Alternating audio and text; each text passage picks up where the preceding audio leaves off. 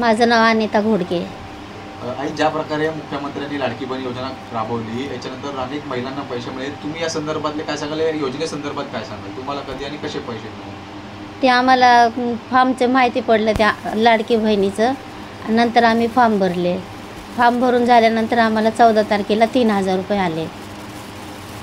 मुख्यमंत्र्यांचे तुम्ही कशा प्रकारे आभार मानाल या सर्व योजनेसंदर्भात? मुख्यमंत्र्यांचे आभार तर मानतेच ना, की आम्हाला ती योजना काढल्यामुळं आम्हाला पैशाचा लाभ भेटला आणि त्या पैशाचा आमच्या दवाखान्याला उपयोग होईन, आम्हाला उपयोगी पडते. आता हे जे लाभ झाला आहे याचा अजून कशा प्रकारे तुम्हाला उपयोग होऊ शकतो? घर असेल, करदान, तुम्हाला राशन पाणीला असेल किंवा काय? घर आमचं भाड्याने, आम्ही भाड्याने राहतो.